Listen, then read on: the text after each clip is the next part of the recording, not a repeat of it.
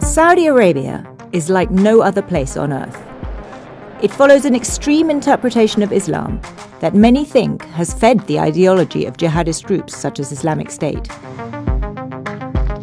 The Al Saud rulers gave their name to the country and rule as absolute monarchs. Punishments can be extreme, including death by the sword. And there are harsh curbs on women. They must cover up in public, and gender segregation is common. Even McDonald's has a separate eating area for single men. But a revolution has begun.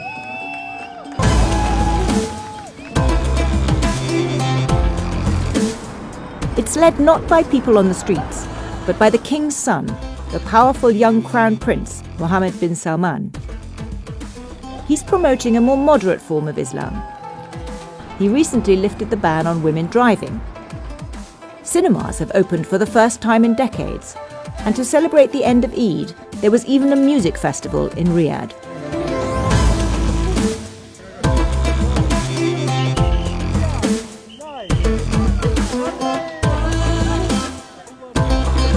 So this place, this evening, is pretty powerful evidence that Saudi Arabian society really is changing fast.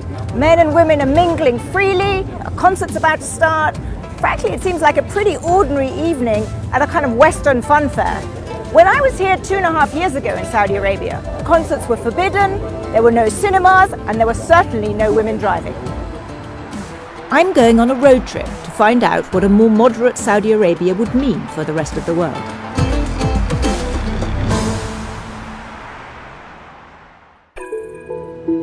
I remember very well when I got my driver's license. I was 17, almost 18. Being able to borrow my parents' car really did give a sense of freedom. I can just imagine what it must be like for Saudi women who are driving for the first time. Saudi women are well educated. They account for 60% of university graduates. But strict social conventions limit their prospects. Only 20% of women work, compared with 80% of Saudi men. This is Noor Shabib. She was the first Saudi woman to work as an engineer in oil drilling. Today, she is driving in Riyadh for the first time. This is so surreal. I have a terrible sense of direction. I'm going to be very dependent on Google. I know, I'm very excited. In a country with limited public transport and a very hot climate, cars are necessities. Before the ban was lifted, Noor had to employ a driver to take her to work. But many Saudi women cannot afford that luxury. For people who couldn't afford drivers, presumably that means that they can now work in a way that working was much harder before. Being able to drive and having the choice to do so will develop women to be more responsible and mature, and therefore more ready and attractive to employers to hire.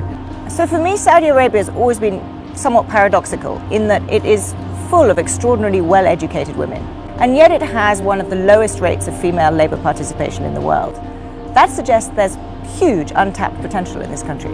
We'll get there, but I think that the message across the board has been very positive, has been very encouraging, has been very empowering, and so I think it's just the first step on an excellent path. One reason for the Crown Prince's social reforms is economic necessity.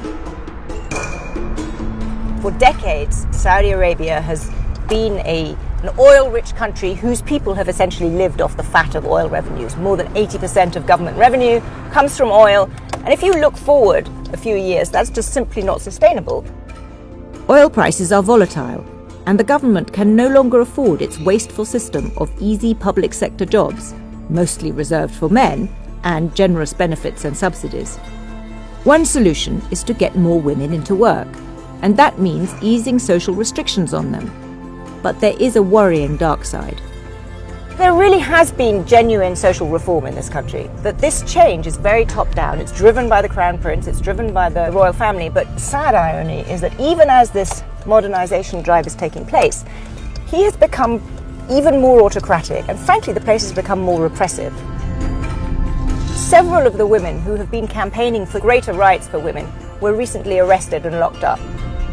We tried for this film to talk to on camera several people who have been in the past critical of the regime, and no one wanted to talk to us. Arrests and death sentences have risen sharply under Prince Mohammed. Over 60 executions have been carried out this year alone. Yet the prince seems popular, especially among the young, in a country where 70% are under 30. But will that last? So we're looking at a young generation who has come back mostly from scholarships abroad, new ideas, fresh ideas, and with an understanding of something that they've learned abroad culturally that they would like to see implemented here. Hoda Al-Halaisi was one of the first women to join the Shura Council, which advises the government. What's the most likely thing that could go wrong? Frankly speaking, I think that if the aspirations of this younger generation, who have all their hopes in what we all consider to be a great leader, if their aspirations are not answered and if they are impatient, that could backlash. That's my worry.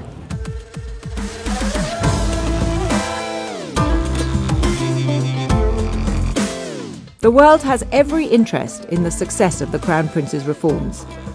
If he can show that Saudis can be modern, productive, and good Muslims, it will help that he will ever go that far.